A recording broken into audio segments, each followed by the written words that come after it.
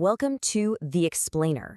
Today we're going to try and untangle this incredibly complex web that is the global economy. What's really driving your investments? Well, it all kicks off with one, just absolutely mind-boggling number. Yup, $324 trillion.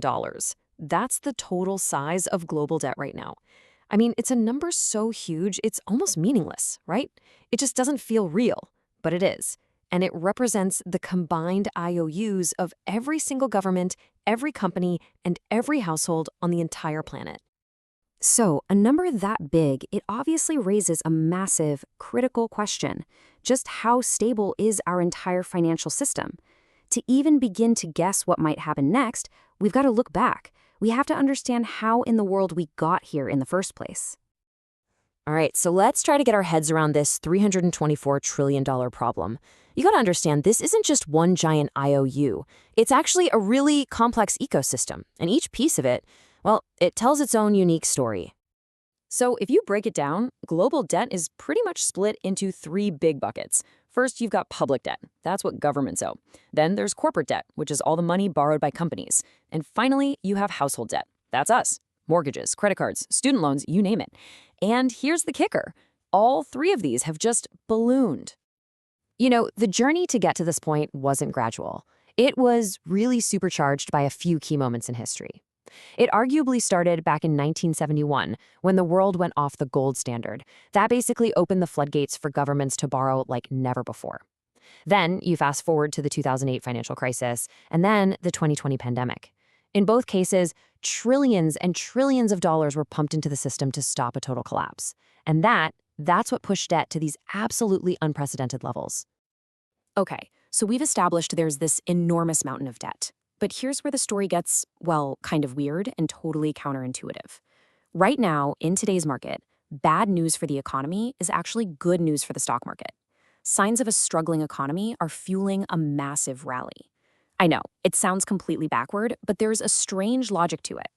So look at it this way. On one hand, you see things like the job market getting weaker, jobless claims hitting a 4-year high. That's obviously bad news for real people and the real economy. But for the market, oh, that's fantastic news. Why? Because it's a huge green flag that central banks, especially the U.S. Federal Reserve, are way more likely to jump in and start cutting interest rates to try and juice the economy.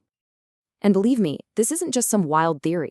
The market is pricing this in as a near total certainty. We're talking a 96.4% probability of a Fed rate cut this September. I mean, investors are basically betting the entire house on the idea that cheaper money is just around the corner.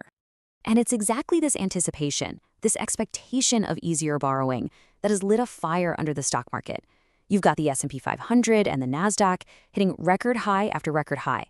And it's all built on this one powerful hope, that the river of cheap money is about to start flowing again. But, and this is a big but, while the stock markets are popping champagne and celebrating, there's a much deeper, more fundamental conflict brewing right under the surface. And this, right here, is where the story gets a whole lot more complicated. And, to be honest, a lot more concerning. There's this quiet war going on. A battle between what the central banks want to do, which is cut those short-term interest rates, and what the bond market is actually doing. And you have to remember, the bond market, that's often called the smart money for a reason. So for the past 2 years, we had this classic recession warning light flashing brighter than it ever has. It's called a yield curve inversion. Now, normally it's simple. You get paid more interest to lend your money for a longer period of time. Makes sense, right?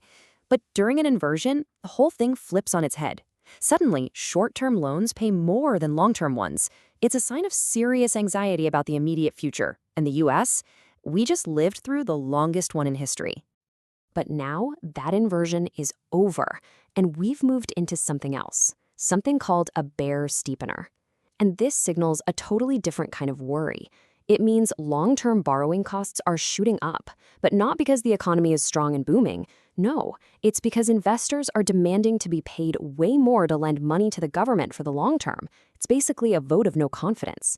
They're worried about the government's ability to handle its debt and control inflation way down the road. And listen, this isn't just happening in the US. This is a global rebellion. You look across the G7, the UK, Japan, Germany, France, it's the same story. The bond markets are forcing long-term interest rates higher, pretty much defying what the central banks are trying to do. The smart money is going rogue. So you've got this deep system-level tug-of-war happening, and it's creating this really powerful side effect. It's causing a scramble. Investors are desperately looking for both safety and growth, and they're starting to look in some very unconventional places.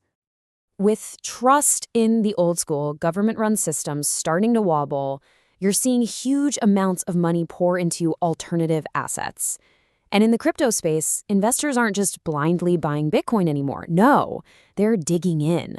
They're looking for projects with solid fundamentals, real technological use cases, and growing ecosystems. What's happening is a textbook capital rotation. First, that hope for rate cuts creates what they call a risk-on mood. Everyone's feeling a bit braver. So money rushes into the big, safer bets like Bitcoin and Ethereum. They rally. Then, people take some profits off the table, and what do they do with that cash? It rotates, cascading down into the smaller, higher risk, but potentially higher reward altcoins. And that's what can fuel a huge market-wide frenzy. And you have to realize, the actual plumbing of the crypto market is completely different now. Think back to 2017. It was clunky, it was difficult, it was slow to get money in and out. But today, you've got spot ETFs, easy-to-use wallets, traditional finances getting involved. The floodgates are just wide open. The entire infrastructure has been rebuilt to handle a massive institutional-scale flow of money. And it's not just happening in crypto, which is what makes this so interesting. We're seeing another signal that's super rare. Hard assets, like gold, are also going up. At the same time, interest rates are rising. Now, normally, those two things move in opposite directions. It's like a law of finance. When they rise together, it's a huge red flag that investors are actively looking for a safe haven outside of the traditional government-controlled financial system. So where does this leave you, the average person? Probably in a really confusing spot. You're seeing weakness in the actual economy around you, but you turn on the news and see the stock market hitting all-time highs. It feels like a total disconnect, right? And it is. A disconnect driven entirely by this one thing, the hope for even more debt and even cheaper money. And that brings us right back to the beginning, to the final $324 trillion question that affects every single one of us. Is this crazy surge in asset prices the start of some historic liquidity-fueled boom? Or is this just the calm before the storm? The moment right before the massive, crushing weight of all this global debt finally becomes too much for the system to handle? The answer to that question? Well, it's going to define our financial future for the next decade.